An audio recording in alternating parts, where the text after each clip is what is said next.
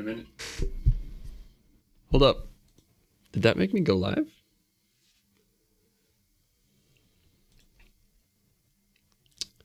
It did. Whoa, what the hell? Okay, well, hey, good morning. Good morning.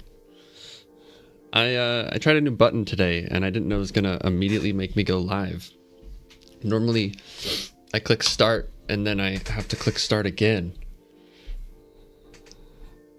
Okay. Unexpected. Good morning. Happy Wednesday. Whew. It is 7:13 a.m. June 25th. And I feel like my eyes are going to fall out of my head. My lips are chapped.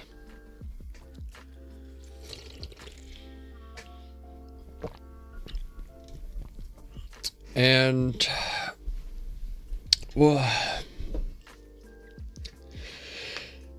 yesterday was kind of a crazy day. I don't think I'm allowed to talk about it yet, but I am a bit frazzled. I'm a little bit frazzled.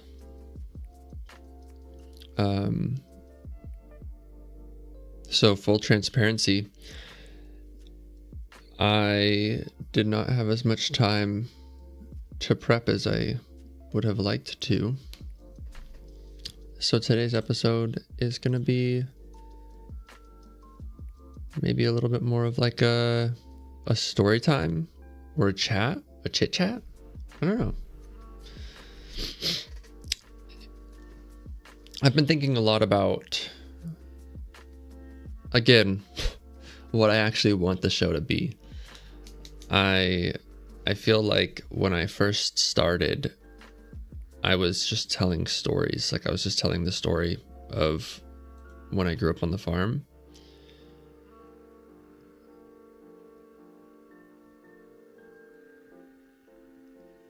Interesting. I just noticed a comment on my last video from somebody I've never met. You can leave the church, but you can't leave it alone. If you want further light and knowledge, God will always welcome you back. What? Who is this? That's confusing.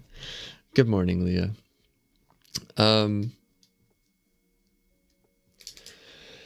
As I was saying, I've been thinking a lot about what I actually want the show to be. When I first started, I was just sort of telling a lot of stories.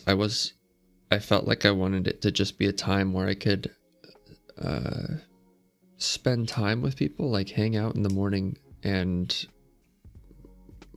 it would be a place where we could start our day together with like some interesting conversation and just have a wholesome place where we could share the stuff we don't get to really talk about.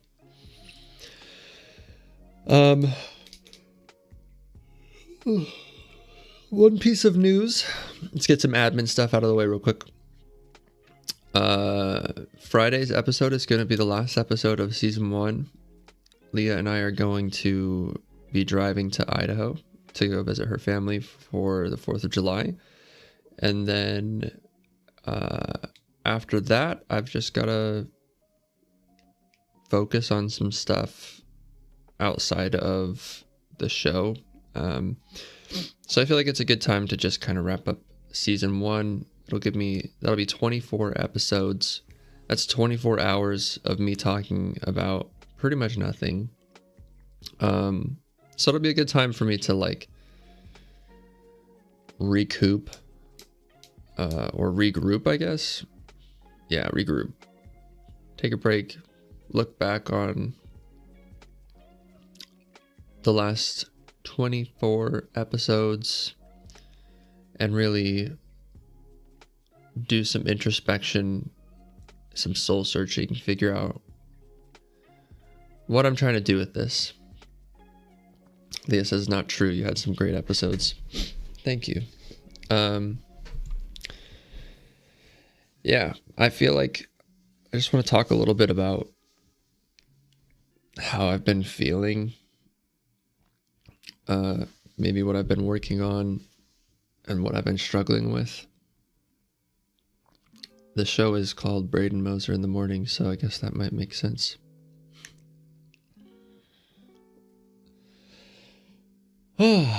Okay, so mental health is not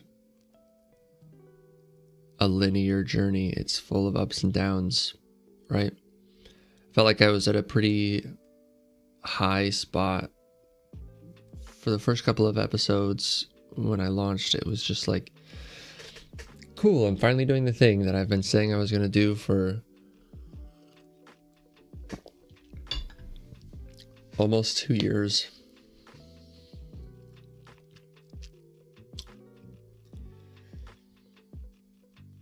And then, I don't know, just like the insecurity of putting myself out there, feeling like one of my, I forgot my fidget toy thing. There it is. I'm getting distracted because I don't have my fidget. There's this woman that I grew up with, going to church in Missouri, the Wood Heights ward. Her name is Serena, and I believe her family lived on the farm with us for a little while. I can't fully remember, but they were like pretty close with us. And she messaged me and she said that she was super proud of me for the first couple of episodes. And she said, like, don't let anybody tell you what this is supposed to be, and just like continue to be yourself.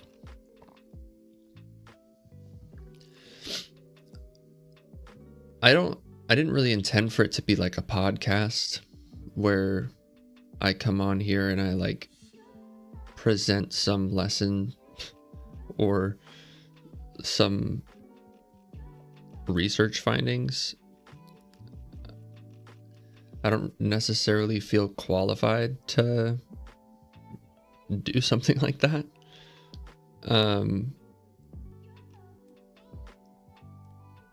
But I felt like that was what people were used to, was a podcast or a podcast style of show.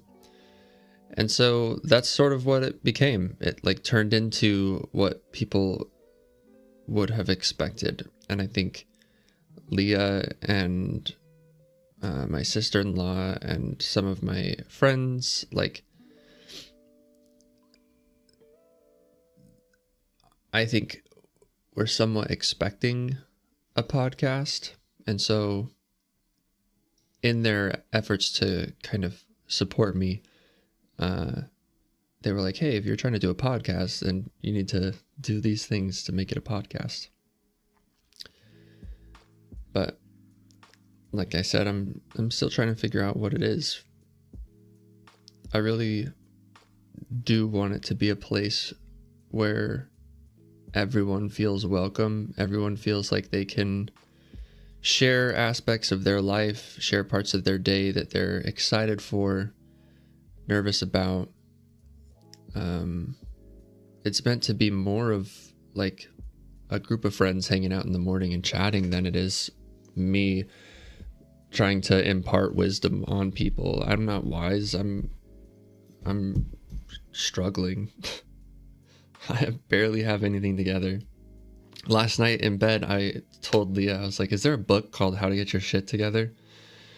And she said, I don't need a book. I just need to schedule things. Sorry, I dropped the fidget.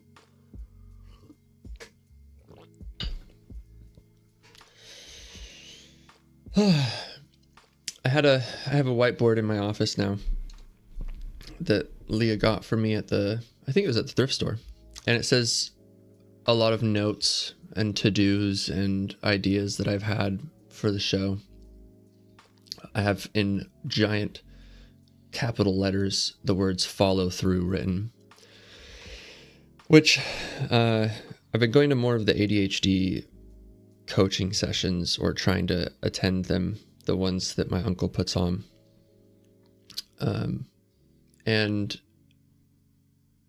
the like ADHD coach, she always says ADHDers are not Nike people. You can't just do it.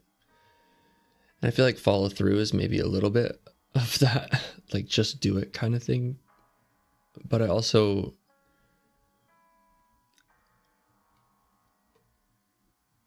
I've done a lot of self-analysis on this one. Colin just chatted. He said, my life would be better if I wrote everything down. Just got to write things down. If only I could stick to the rigid structure that I wrote down. Yeah, my problem is I write stuff down, or I'll like screenshot it, or I'll make a schedule, and then I'll forget to look at it and forget to follow it.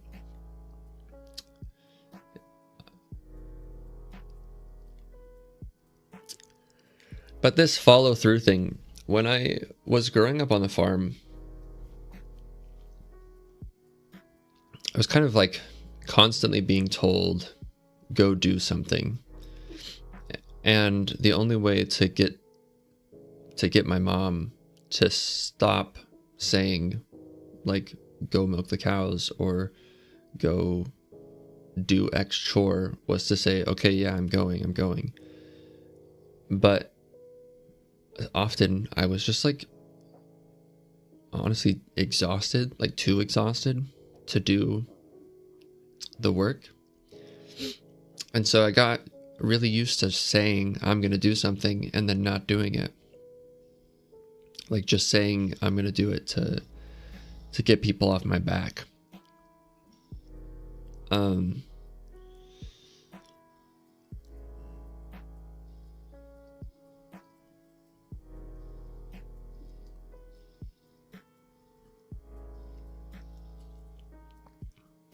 It's like I've been calling it a flinch response.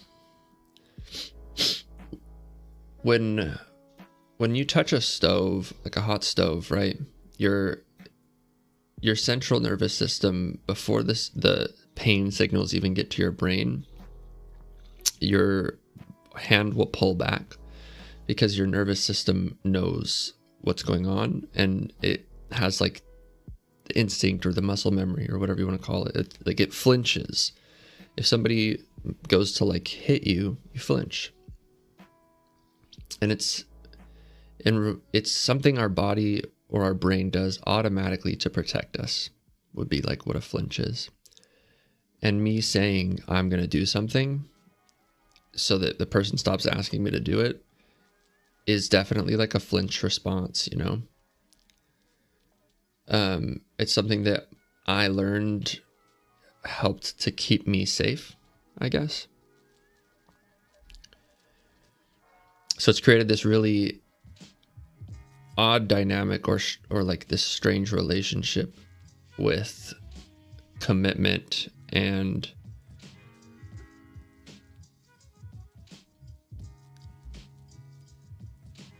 follow through, you know, and especially with like saying yes versus saying no. I didn't really have the option to say no for most of my life, and so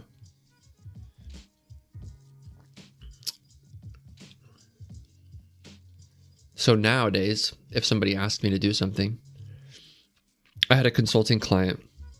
It was a law firm in Florida, and they asked me if I had a pre-built template for a scorecard. And I had one that like I could have turned into a pre-built template somewhat easily. But I honestly like for this particular case, it was like something that needs to be developed for the specific law firm or for the specific business. So I said like, oh yeah, I do. I've got something I can give you.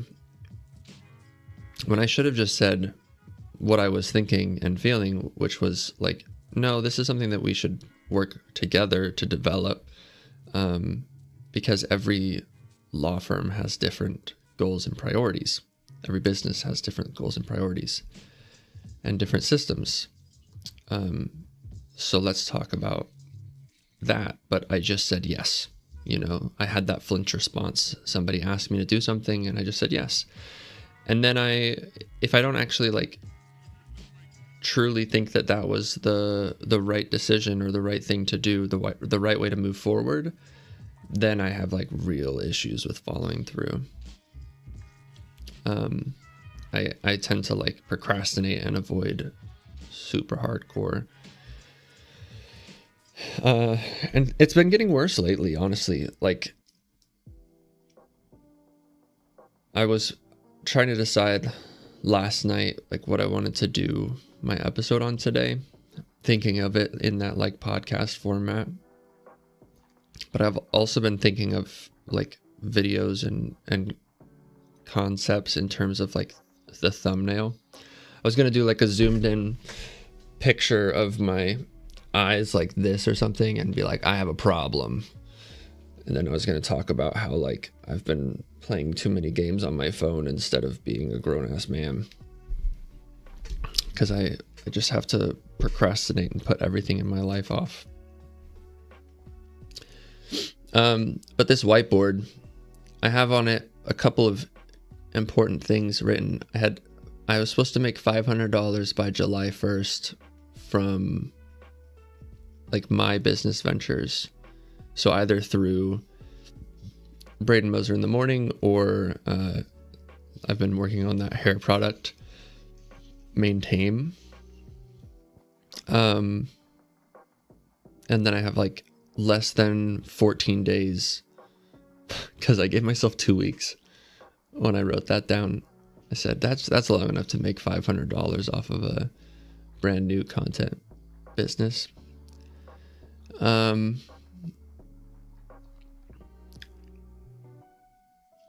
feel like I have a hard time setting realistic goals, realistic timelines. I severely underestimate how long it's going to take to do anything. And I know that's not a unique thing to me. My dad is the exact same way. One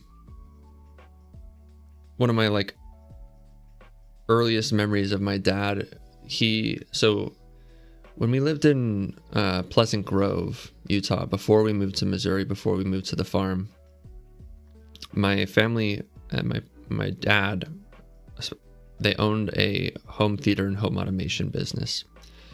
And my dad would always be out like late trying to finish up a job, and we'd be waiting for him for like dinner or just to have family time. And he'd always say like, yeah, I'll be home and I'll be done in like 30 minutes. I'll be done in like an hour. And he wouldn't get home until like midnight or something.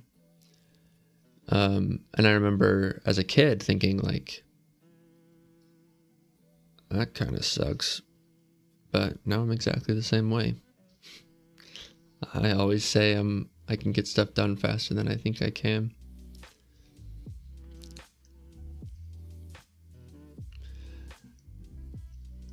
Kind of reminds me of that.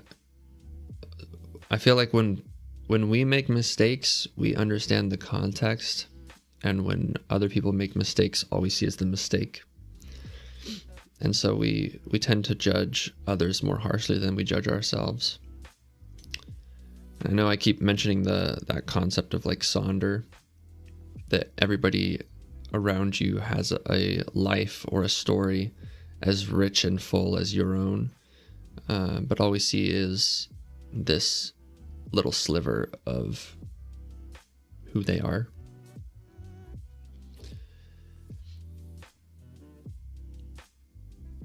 And I wonder how much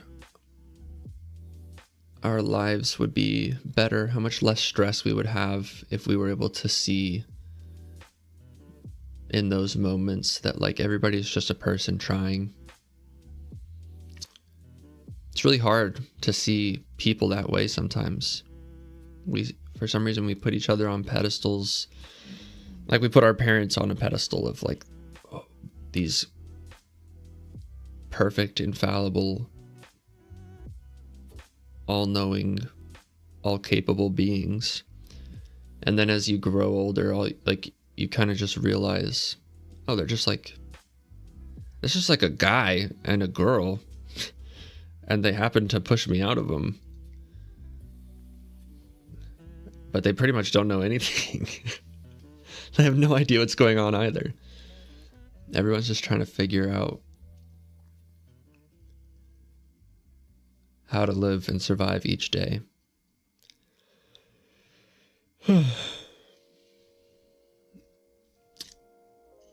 To give an update on Maintain, the hair product, I'm actually very excited about it. I believe I've finalized a formula. I just ordered like all of the ingredients on Amazon last night. I've been trying to keep the mantra of make it exist and then make it perfect in my head, because I tend to try to perfect things before I make it exist. And so I was like looking for 100% organic, like certified suppliers that could provide me with like a certificate of analysis to show that like they consistently have all of the active ingredients. And like I was trying to go like this super very technically professional way of doing things, but it was just taking so much time, and it was going to be like a lot more money to just get a prototype product. Like I haven't even tested like my own formulation yet, so I just bought all of the ingredients, and fortunately like nothing in there is crazy complex. Like that's kind of the point, right? It's meant to be whole natural ingredients, and if I'm doing things in the just the tip model, like it's full transparency, it's something that people could do at home on their own, and it's like that, about that relationship, you know. You could either buy like $200 worth of ingredients and do it yourself, just follow this recipe, or you can just buy a little bottle from me, and all you have to pay for is my time and the cost of ingredients. But yeah, I'm really excited about it. I've done some competitive analysis as well. It seems like there's a gap in the marketplace for like an all-in-one styling and hair loss product. So like I feel like it's a really good opportunity. I need to focus, get it done, get it out there, get it into people's hands and into people's hair, and see if it works, especially my own hair. My plan is to kind of like test it out while I have long hair to make sure it doesn't look greasy, because I want as many people to be able to use it as possible.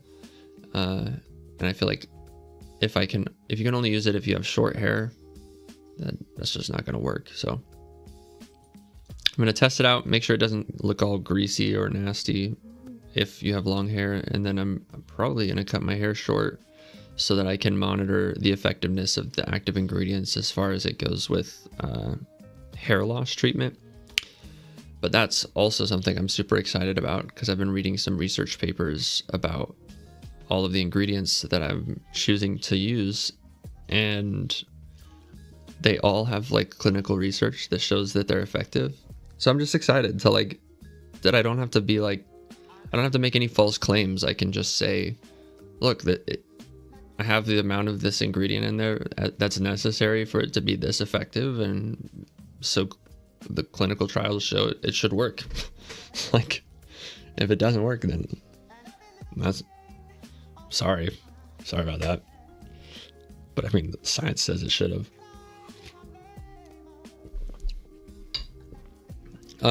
So yeah, episode 24 will be my last one for season 1.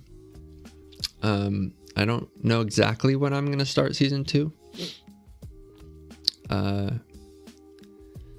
Probably in like the fall or the winter. I'm scheduled to get a septoplasty.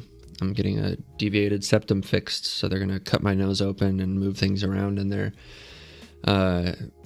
trying to decide if I should actually have him change anything about the appearance of my nose. I don't know. What do you guys think? Take a look at my nose. My uncle just got a nose job that I did not think he needed one. I think my nose is maybe a little bit, it could be a little bit sharper. It could be a little more manly. But Leah says I'm not allowed to touch my nose. I'm not allowed to change it.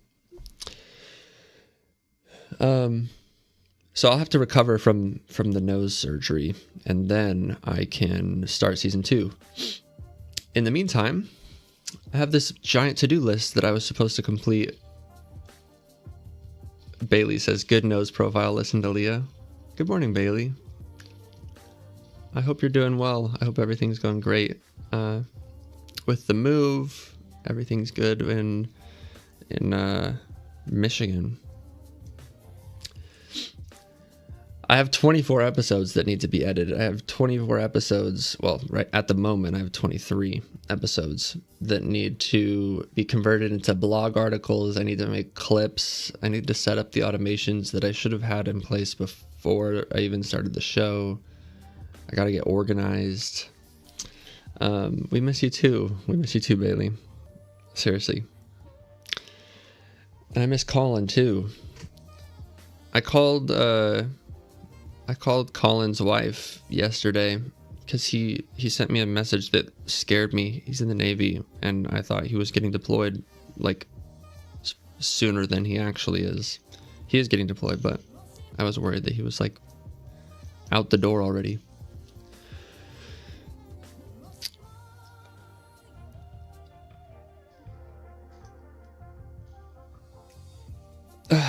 All right, so that kind of gives you an update on all things admin wise, like what's going on with the show.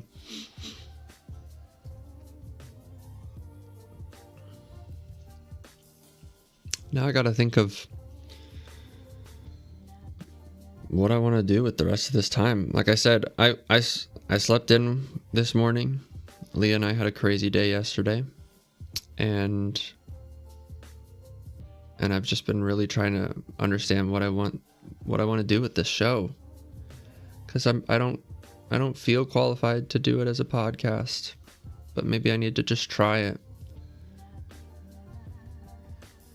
as like a commit, do an episode of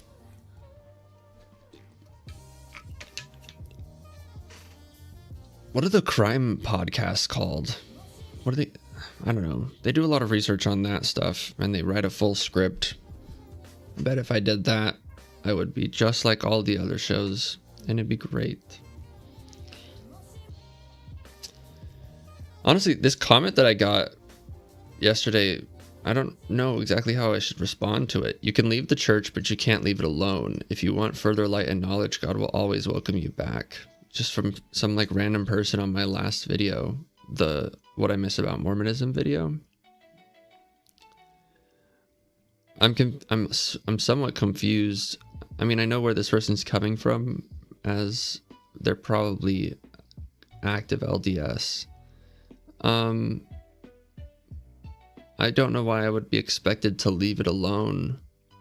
I feel like it takes a long time to process changing your entire life, religion.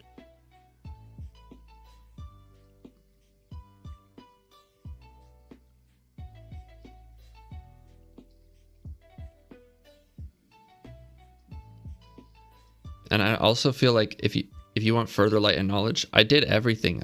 I literally did everything you can do in the church. Like I went to the temple with my wife. We got married. We did it all.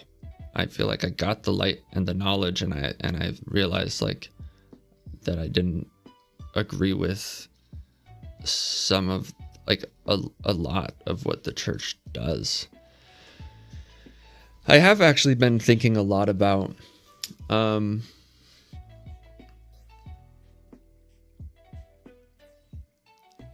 like the truthfulness of it. The one of the biggest issues I have with the Mormon church is the fact that it claims to be the one true church, the one source of truth.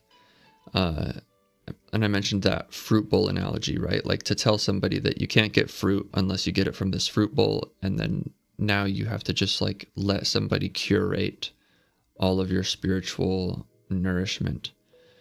And I mean, technically the church doesn't say that that's how it works. They believe that you can pray and stuff and get your own spiritual nourishment, but you're also expected to fit the mold of like what a good Mormon looks like. And I also find it interesting, the contradictions between, like, supposedly Jesus came and he got rid of like the law of Moses, or the lower law, and replaced it with the higher law, which is like the 10 Commandments, like all of the like nitty gritty rules and stuff. And he said that the Pharisees that were making up all of the extra rules, like you can't tie your shoes on Sunday and stuff like that, he said that that was just like a bunch of baloney. Nobody needed to do that. And then all they needed to remember was love God with all your heart, might, mind, and strength, and love your neighbor as yourself. Those are the only 2 rules that Jesus said we're supposed to follow, because he replaced all of the other rules. And then the Church of Jesus Christ of Latter-day Saints comes around and restores the true Church of Jesus Christ, and they add a bunch of random rules, and they say that some of these rules will be temporary, and then they're not temporary. See, like, it just feels like maybe it started off somewhat true, but again, also, like, for those that don't know, Joseph Smith was a treasure hunter before he started the Mormon Church, and he had this stone that he called a seer stone, which was just like, in Spiderwick Chronicles, I don't know how many of you know about Spiderwick Chronicles, but there's like, you can see like monsters and fairies and stuff if you look through this like magic rock, which is just a rock that naturally has a hole bored through the center of it. Joseph Smith had a rock like that, and he would look through the rock, and he and his dad would go around, and they would tell people that they could help them find buried treasure on their land. And they would go to a place and they would say like, all right, there's treasure right there, let's dig. And then they would dig down, and then they would say like, no, somebody did something, they had a bad thought, and the angels moved the treasure, I saw them just move it just now. And so then they would never find any treasure, which is a scam. I don't know, it seems like a scam. And so I feel like Joseph Smith was a pretty scrappy dude, just trying to get by, just trying to survive. Not super popular with some of the folks that he knew, that he ripped off. And so it's interesting to me that he then made up, well, from my perspective, made up a super elaborate story about finding gold plates. And I don't know, I've been like somewhat reading through like just parts of the Book of Mormon, and it really does read like a bit like a fantasy novel, that is kind of like trying to be spiritual. I don't know. That's not where I'm trying to go. Point was, he used the same stone, the same rock that he used to rip people off. He used that same rock to help him translate the golden plates. He also used the Urim and Thummim, but he used his seer stone as well, which just kind of rubs me the wrong way, you know. I'm surprised that nobody... I should look up Mark Twain's thoughts on the Book of Mormon. I'll do that right now.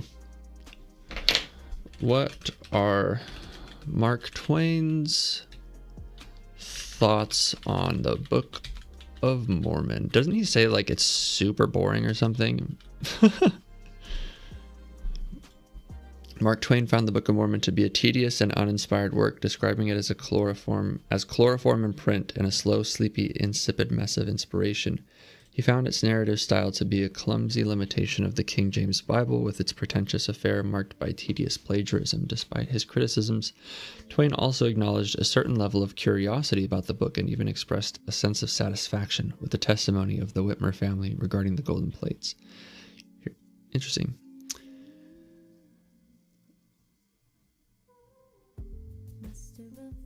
The thing that to me is like, it doesn't really feel like a holy text. It feels more like it feels more like somebody trying to explain the origin of Native Americans through a Christian lens.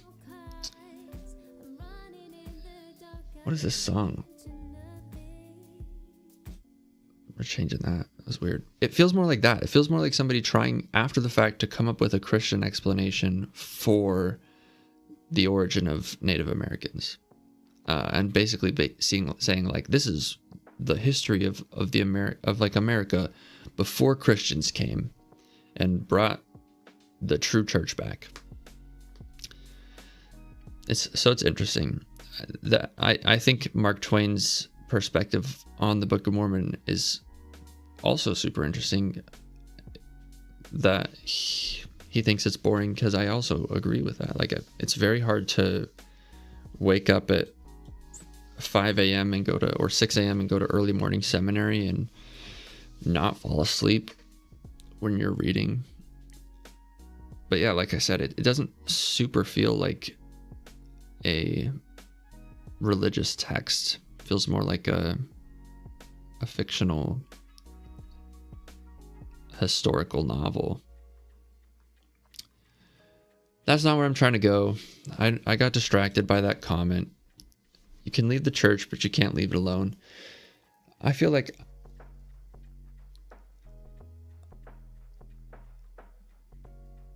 this is likely something I'm going to deal with a lot if I'm making content and I talk about the fact that I'm ex-Mormon. If you want further light and knowledge, God will always welcome you back. That's the part that I'm like I said, I feel like I got it. I saw the whole picture and I looked at it and I thought, oh, that's it? Like that. Okay. I thought there was going to be some like big thing that made me go like, oh yeah, it's totally undeniably true, but it was just kind of more of the same.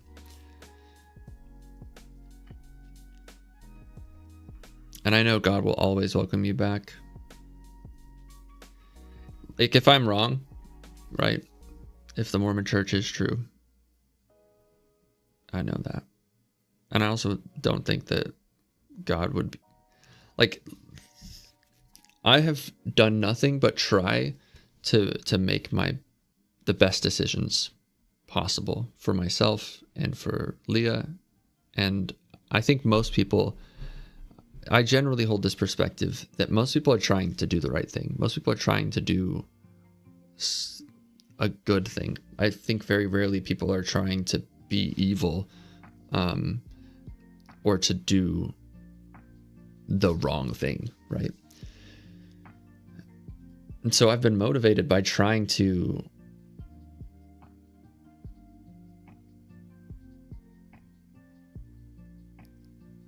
make the best decisions possible.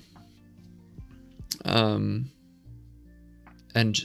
so I don't think if God has a perfect understanding and a perfect knowledge of like me or anybody, I don't think he would see me and be like, oh yeah, no, you just totally dropped the bag. Like, my life experiences, my understanding of things has led me to the place where I believed that it wasn't true anymore. So, I mean, like, I feel like that's, God would kind of understand that. Be like, yeah, no, I get it. You're still a good person though. Like, you still try to do the right thing. You still try to help people.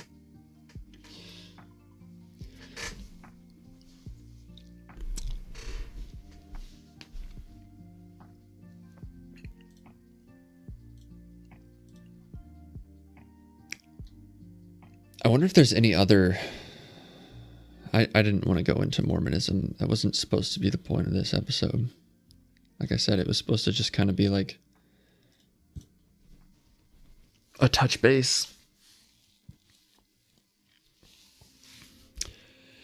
Oh, I've had some weird things happen in the last couple of days. And not gonna lie, the cards that I've been doing, the archetypes thing, we did a card draw and we had one that was like kind of like, I was confused. I was like, I don't understand this one at all. And then yesterday we potentially learned something interesting that would have answered some of those questions. Oh, actually, I have something super interesting. I read an article about chirality. Chirality of light. In what sort of crystal was it? Quartz crystal. So chirality is the mirror image of something. So like if I hold my hand up, right?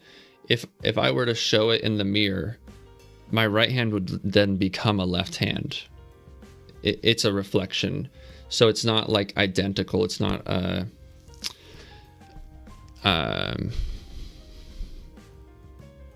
symmetrical in a mirror way.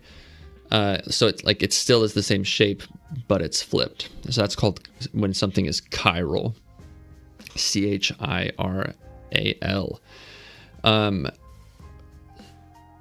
Something I learned is that there are chiral particles. There's like mirror images of particles, and especially like sugars. There's right-handed, they call it right-handed sugars, and there's left-handed sugars. All life as we know it is right-handed. It uses right-handed sugars, right-handed amino acids. Like it uses the right-handed reflection version of all of these different things. And what I learned is that light can either be polarized in a right-handed way or a left-handed way. And quartz crystals I'll just read what the AI says. Quartz crystals exhibit optical activity, meaning they can rotate the polarization plane of light. This phenomena is due to the chirality of the crystal structure, which exists in two enantiomeric forms, right-handed and left-handed. These forms are mirror images of each other and have slightly different atomic arrangements, causing them to rotate light in opposite directions. So, why is that interesting, or why does that matter to me or to you? You know how people say like crystals like are magical and stuff. I think human beings are significantly more sensitive to electromagnetic signals than we realize. And the electromagnetic spectrum contains everything from light to radio signals to microwave. Like it's all of like that invisible stuff. That's everything on like the electromagnetic spectrum. And we do have certain senses that rely on light or things on the electromagnetic spectrum. And I'm a firm believer that you can pick up on vibes, and vibes are real, and we give off vibes, and that's definitely happening in the electromagnetic plane. And scientifically speaking, like if you're thinking, oh, that's kind of baloney, we have iron in our body, in our blood, that's constantly flowing in a circuit. Like that's going to make a magnetic field. That's literally what's required. And so depending on like the way that a person's blood or energy, you could even say chi, is flowing through their body, then that's definitely going to affect the magnetic field that they're giving off. So vibes. And a quartz crystal can change the polarization of light, which is crazy to me. The way it's described is like if the light could leave a smoke trail, you'd see a spiral going clockwise or counterclockwise. like if you hold your hands up, if I point my thumbs at you, like the rotation, see how it's one is going counterclockwise and one is going clockwise with my fingers and my thumbs. That's what light will do when it goes through quartz crystal. So it can literally change the polarization of light. And we got this crystal thing. I don't think it's quartz. It's a different kind of crystal. And when I was younger, I had like a crystal necklace. I gave my mom one. I've occasionally bought some little crystals. I bought this like jade egg that I was just felt like incredibly drawn to. I don't know. Vibes. So it's just cool to like find some sort of evidence that maybe there is something actually happening. The fact that a crystal can change the polarization of light, and that we know that some animals, there's not a whole lot of research-backed evidence that shows humans' ability to sense changes in the electromagnetic spectrum.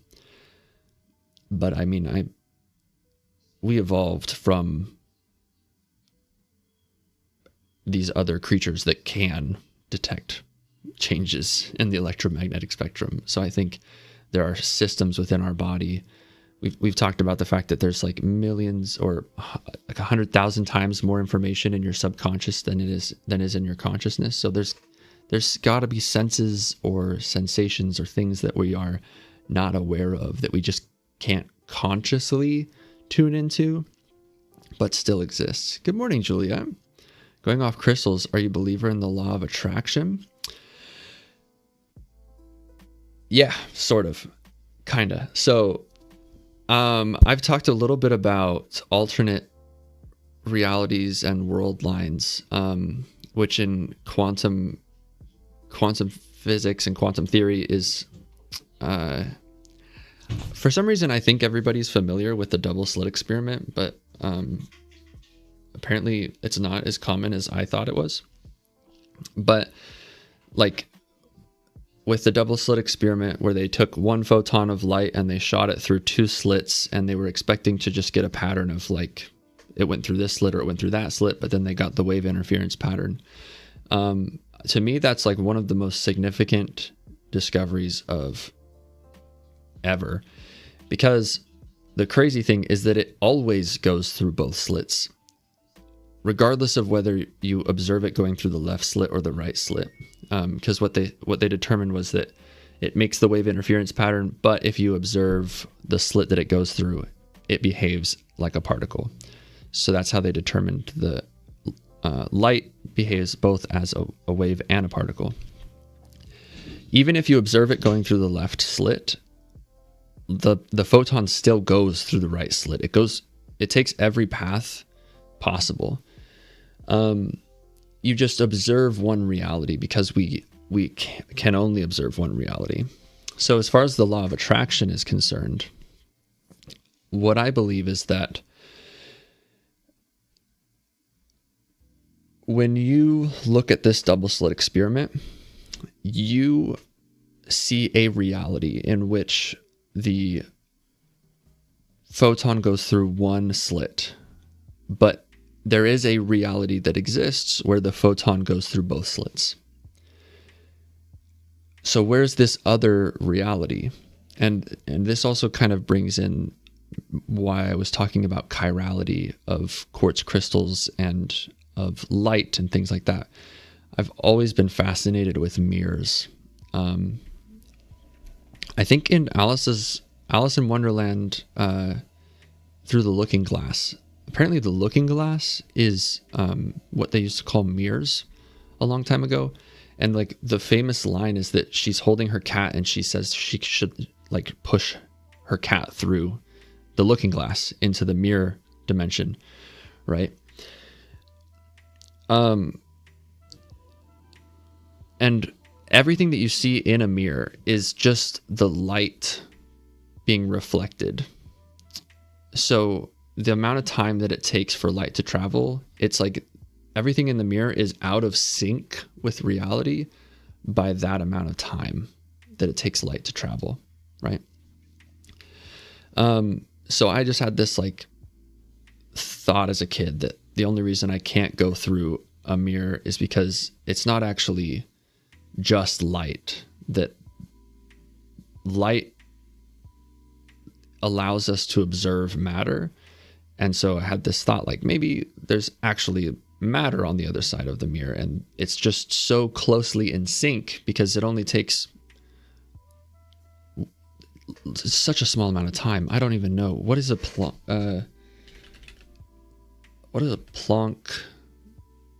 measurement. What is a Planck? Planck units are a system of natural units based on fundamental physical constants. A Planck length, what is it based off of? It's like something with like the amount of distance light can travel in a short amount of time. It's the smallest meaningful unit of time. I don't know. Regardless, doesn't matter. Basically, I'm saying like everything that's happening in the mirror is just slightly out of sync based off of the speed of light.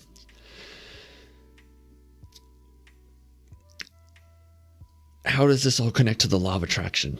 Wow, the paths that my brain takes are so strange sometimes. One reality, you observe the photon going through the left slit versus going through the right slit. Every decision that you make ultimately is a series of yes or no's. Like if I ask you a open-ended question, you are ultimately saying yes or no to the words that are coming out of your mouth. And every single conscious decision that we make is somewhat like an observation of that double slit experiment. And I believe that there is a reality in which every time you say yes, there's a reality in which no was said. And every time you say no, there's a reality in which yes was said. And quantum mechanics and quantum physics actually supports that belief, and it's called world lines. So the idea is, Leah and I went on a walk Monday, and there's this lake near our house, and we sat on a bench and we just looked at the lake, and I noticed that all of the ripples, when you look at the ripples on a lake, and I'll kind of point to this one, like imagine these are ripples, right? And each one of these ripples is intersecting with another set of ripples. The peaks that you see, the little waves, look almost identical. Like if you look at one little peak next to another little peak that's caused from a similar ripple, they are almost identical, but they're very slightly different. So I imagine that's like your closest world line, almost identical, but very slightly different. And you have these points where they kind of like the ripples or the waves resonate. And that's the same thing that happens with the waves of light or the waves of sound. So law of attraction, I believe, is essentially tuning into those waves, those frequencies. On TikTok, when people talk about the law of attraction, they say like tune into the frequency of money. Instead of thinking of frequency as like a vibe, how frequently do you say yes and how frequently do you say no? And that's determining the direction that you go in your life. There's a series of yes or no's that I could make right now that would lead to me winning the lottery. There's a series of yes or no's that I could start making right now that would lead to me in 10 years being the president of the United States. Like it has to be a possibility that you could actually get there, but people can change overnight. Things can change overnight. You could start a business that blows up overnight. It's just a matter of the right yes or no choices.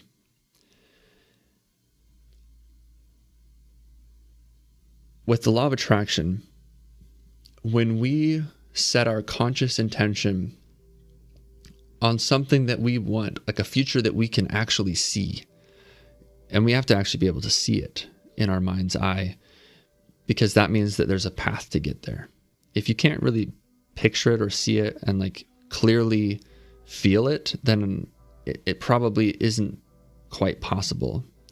Like imagining that I sprout wings is not like physically possible. So you can't really, it's different, right? When you do that consciously, your subconscious mind, we've talked about this a lot on the show.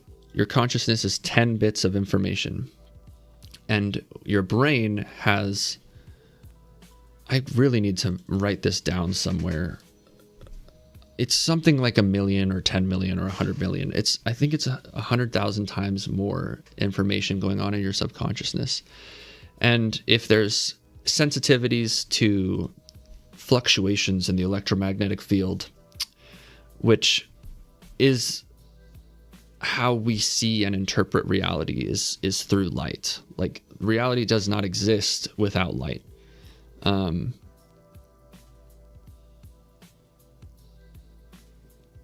My thought, my belief is that when you set your conscious mind, those 10 bits of information on a vision, on a goal, something that you want, you tune into the law of attraction. The 100,000 times more information is gonna guide you through feelings. Your subconsciousness communicates in the language of feelings, communicates in the language of bodily sensations. So if you set your intention and then you take enough time to tune in to what your subconscious is telling you through your emotions, your sensations, like really feel, what is it that my body is saying I need to do right now?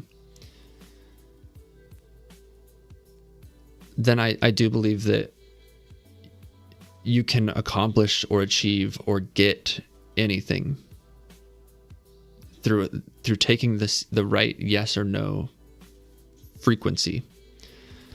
And I mean, a frequency is, like, by definition, up, down, increased pressure, low pressure, on, off, yes, no.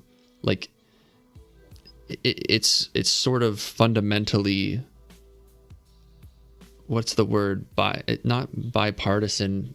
Bipartisan is where it has to be two parties. I don't know. I think that makes sense. And I think I want to just connect how it relates to the mirror thing.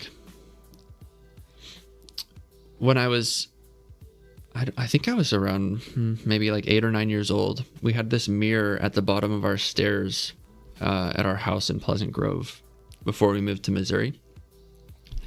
And I sat in the mirror and I just like stared at my reflection, and I thought in my head, like, if this is another person, if there's actually matter on the other side of this mirror, or if the light is reality, what I'm seeing is reality, then whatever I'm thinking, whatever I'm doing is just like that tiny amount of time, the amount of time it takes light to travel from here to there, out of sync.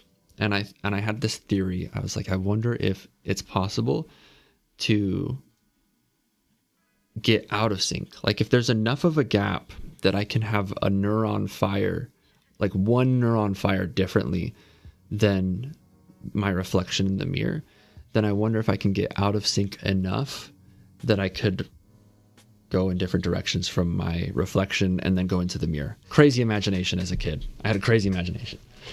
So I sat in front of the mirror for like 30 minutes and I just would raise one hand or the other hand, left or right. And I just said, like, just pick a random one, and maybe one in a bazillion chance, one neuron fires differently, and my reflection will raise the other hand. And then whatever hand I raise, I thought in my head, I was like, whatever hand I raise, I'm going to walk off in that direction. So that the idea would be, if I got out of sync with my reflection, I would raise my right hand and my reflection would raise the other hand. And then I would just like walk in different directions. And my thought was, then I'd be able to go through mirrors like a vampire. Crazy imagination. And that just discredits everything I said about quantum mechanics, world lines, and the law of attraction. Shows you that I'm actually cuckoo out of my mind. But I really do believe in the law of attraction. And I want to actually just quickly read Law of Attraction. So I don't think I've actually, like, I mean, I generally understand the concept of the law of attraction, but I don't think I've actually, like, researched it. So the law of attraction is a philosophy suggesting that positive thoughts bring positive outcomes, while negative thoughts attract to negative experiences. It's based on the belief that what you focus on, you attract into your life.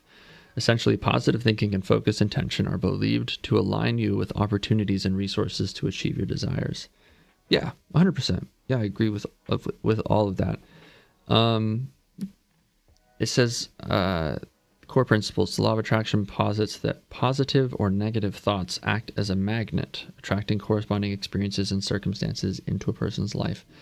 So the only thing I have to say about that is that positive or negative thoughts is somewhat subjective. Like, there's no, like, wanting money can be a positive thing and a negative thing, you know? It's more about, the vibe than about whether it's positive or negative. But even there, it's saying, or binary, that's what the word was. It's binary, right? Positive or negative, yes or no. And a full thought is a frequency. When we talk about brain waves, essentially these neurons are firing according to a frequency that emits measurable waves.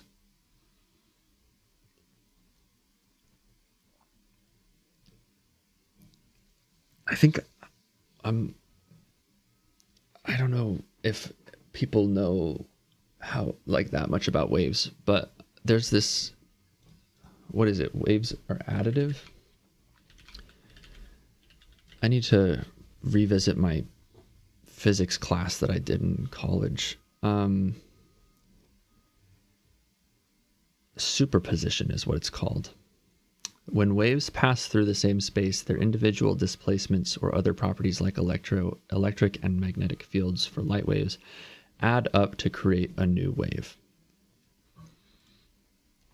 So it's easy to think about it in terms of water. If you have two waves of water going towards each other, and let's say you have a peak and a valley.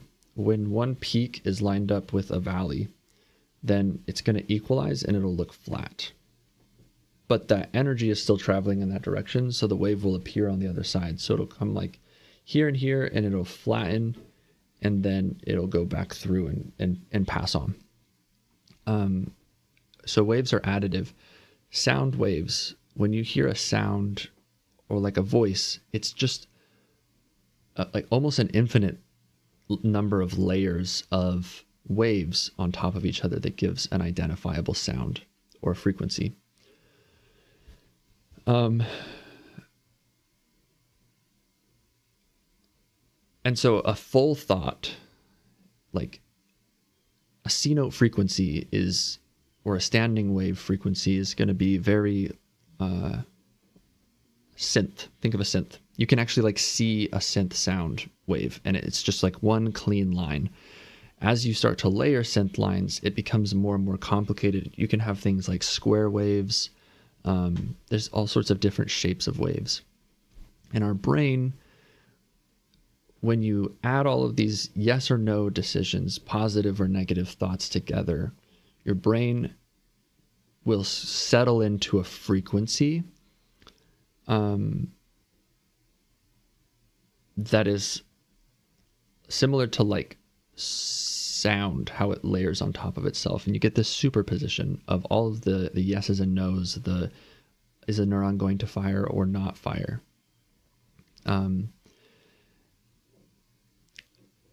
And that's definitely got to change something about the decisions that a person's making. So Julia said, they believe that some rap music and others have low frequencies, which can make someone more depressed / have low beliefs of potential, etc. Yes. So in mindfulness and like some spiritual practices, they believe that what you resist persists is this thing. And mostly it's what you put your thoughts and energy towards persists, right? It's sort of the way that you see the world. I would say that some rap music or some screamo music or whatever, right? Like there's all these certain songs or genres that have been pushed into like low frequency energy and vibes, which a minor chord versus a major chord, one feels happy, one feels sad. And that's like a kind of a real,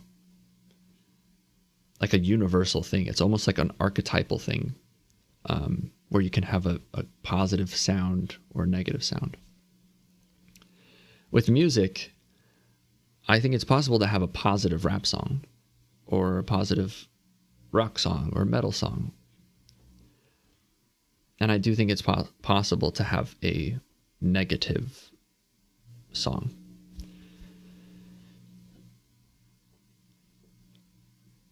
I'll probably need to do some more research on law of attraction and vibes and stuff. I'm trying to... I like to find the scientific connections, like the things that show me it could possibly be true or real.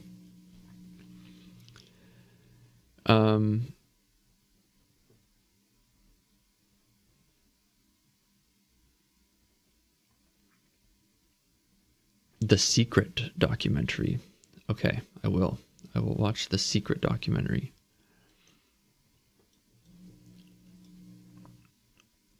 The Secret.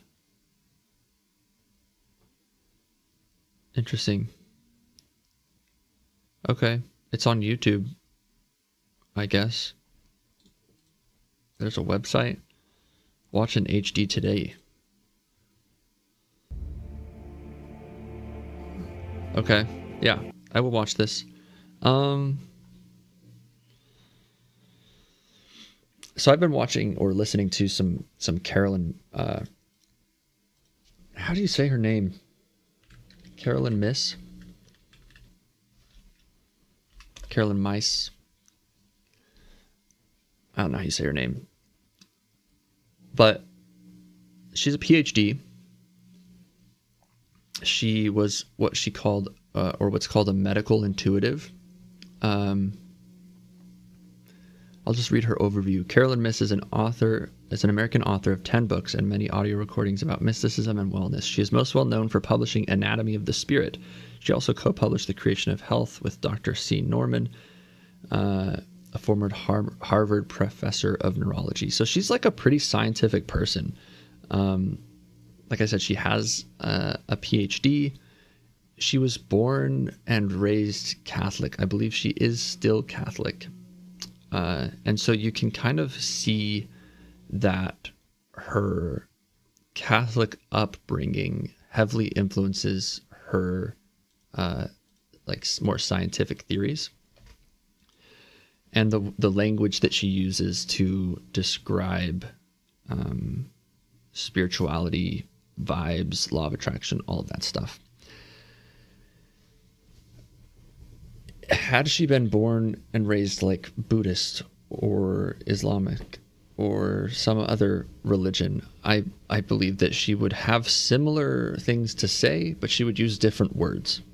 And so that's where I think you have like universal truths, which come down to like these shared experiences across cultures, across religions, this idea that like there's definitely something more going on. So I don't currently believe in Mormonism. I'm ex-Mormon. I don't really know what I believe about God, about a God, if there is a God or if there's gods, plural. Like, I don't know if it's just the universe. But what I do believe and kind of know is that there's more going on than we fully realize. Whether that's like something that can be explained through the fundamental laws of the universe, such as the fact that light has chirality. That's something that is fundamental, but we've only just now learned. And what is the effects of chiral light? If we had a left-handed sugar enter into our body, or a left-handed organism, like I said earlier, all life as we know it is uses right-handed chiral molecules. It's the reason, actually, why DNA spirals to the right, because the molecules that make up DNA are right-handed. If a life form was left-handed, and its DNA went to the left and it used left-handed molecules, our bodies would not be able to defend itself from bacteria, left-handed bacteria, or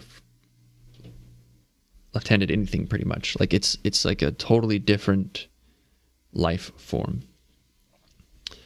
And so we're just now starting to understand this very fundamental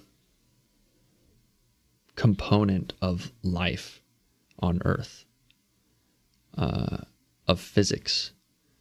And so there's very clearly a lot more going on than we know. And we have 10 bits of consciousness compared to 1,000,000 bits of subconsciousness. There is way more going on than we realize.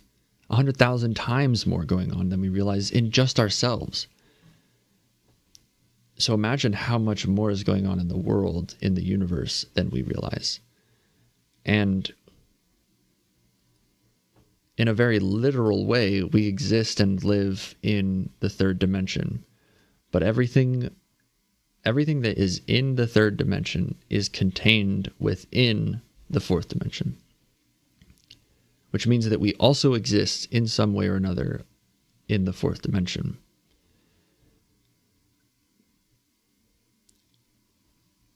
My belief is that if we could see things from the fourth dimension, the world and life would look kind of like the surface of that lake that I was talking about.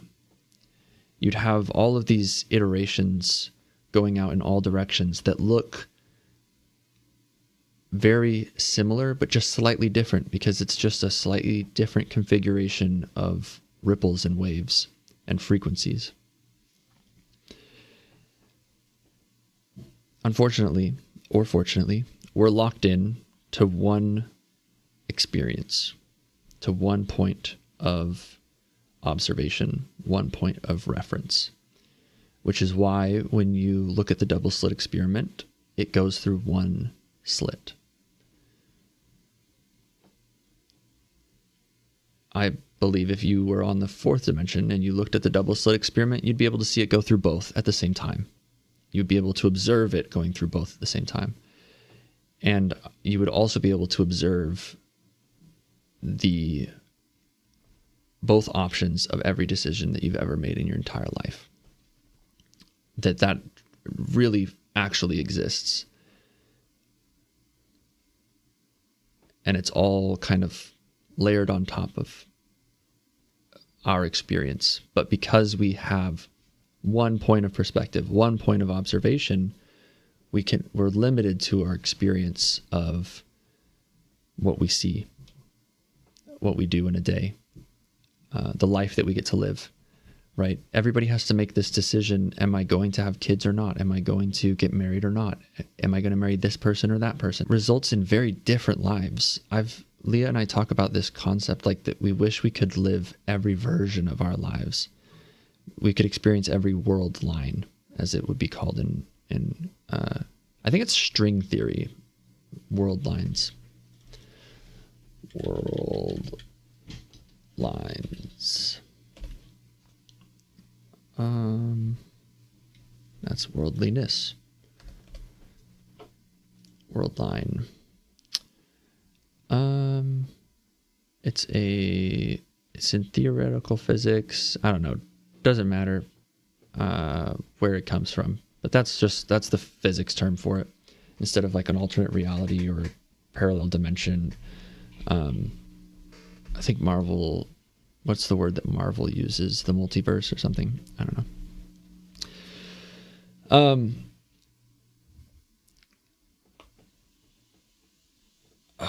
I lost my train of thought. Dang, I felt like I was on one, dude.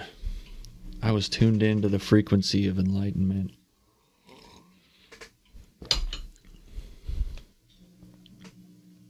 Okay, so actually, this is a cool.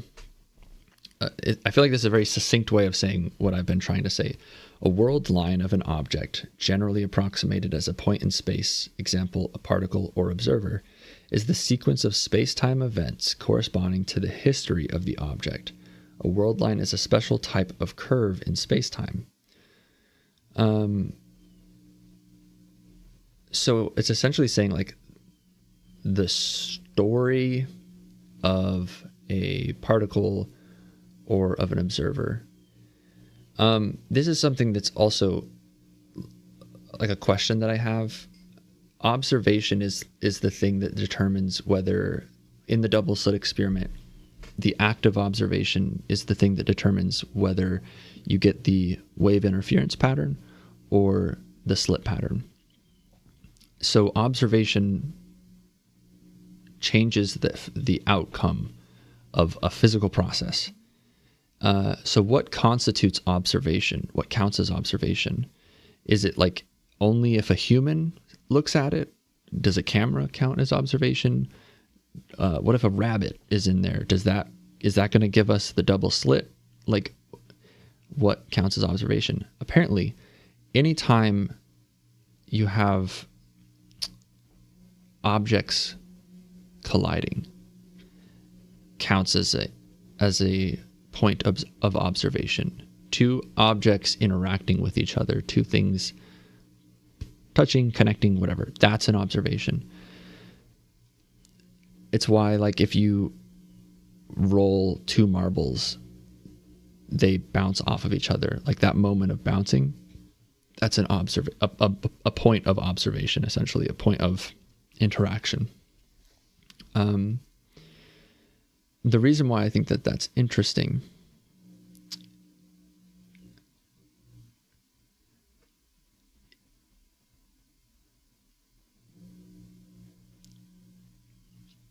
relates to the fact that our consciousness is 10 bits of information.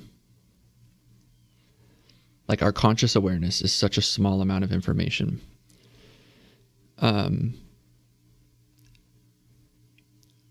And this somewhat relates to Mormonism. In Mormonism, we believe, or they believe, that you start off as an intelligence, and then you become a spirit, and then you get a body, and then you can become like God. Like, you progress through these levels. Okay. And there's this idea that all matter has intelligence, which is why when God says do something, he's commanding the intelligence of that matter to move in a certain way. Now let's think of a parallel. What works similarly to that? You have intelligence, spirit, body, and then God. 4 levels of existence. First dimension, second dimension, third dimension, and fourth dimension. So the first dimension is like a line, right? It's just one. You can either go forwards or backwards. The way that light travels through space, forwards or backwards. Second dimension introduces a plane, right? It's flat. So maybe that's where our spirits exist. And then the third dimension is the life as we know it. The ability to move up and down, left and right, forwards and backwards. And then the fourth dimension, I thought it was time. It's something different. But imagine being able to see the third dimension from a different perspective. And to me, that's like what godliness would be. You're elevating yourself to another plane, a higher existence. Lots of religions, lots of spiritual practices use these terms like the higher self, all that stuff, right? This part of us that exists in a space that we can't be consciously aware of. So I believe that, and this stems in part from my upbringing in Mormonism, in the same way that Carolyn Miss's beliefs and theories stem from her upbringing in Catholicism. My belief is that all matter has the potential to have 10 bits of information traveling through it. Maybe not all matter. Maybe it's like you have to have a certain complexity of matter. Maybe it's a single cell. But that's enough to have like a conscious awareness, 10 bits of information. So when I'm going to kill a bug or a spider or something, I often will take a second to think, like, what if this dude has 10 bits of information in it and it's like aware of what's going on?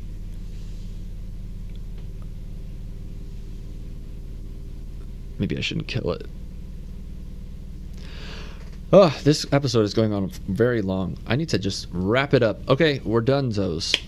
That's the end of the episode. Thank you for hanging out with me.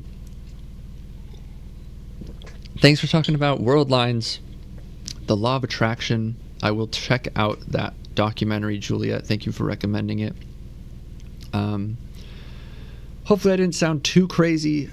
The way that you can apply this conversation to your life is, imagine that everything you could possibly want in life is just the correct sequence of yes or no decisions away from you. You could win the lottery if you just did the right sequence of yeses and nos. And there's a version of you that potentially actually does that in a different world line.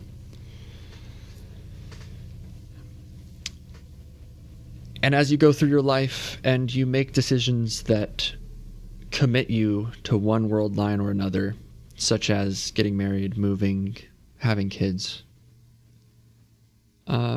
just be fully present in your experience of that world line, because there is a version of yourself, according to quantum physics, that is experiencing and observing a different world line. And maybe reincarnation or parallel worlds or soul contracts or whatever you want to call it is just all of these different experiences. Imagine if when you die and you, let's say, ascend to the fourth dimension of godhood or whatever, and you can see all of the different possible lives that you could have lived. Every decision that you made and the split in the world lines that made. Some of it is so close that it doesn't matter, and some of it's so different that you never could have imagined that your life would go that way or result in that outcome. But because we're in this experience, the best thing that we can do is be present in the world line that you're in, observe where you're at, and tell a good story with your decisions. And that's subjective in the same way that positive thoughts or negative thoughts are subjective. Just go out there and try to tell a good story so that when you are in that fourth dimension and you're able to see all the different lives, You're like, yeah, that was a cool one. I like that one. All right, let's go do a different one. Let's go live a different life. Let's go be in the first person perspective of that one. This world line, that world line. A little bit woo-woo there at the end. But not bad for an episode where I literally didn't have anything planned and slept in 10 minutes cuddling my cute wife. Thanks for being here. I hope you have a lovely Wednesday and rest of your week, and I will see you on Friday, June 27th, 7 a.m., episode 24, the season finale of Braden Moser in the Morning. Thanks for being here.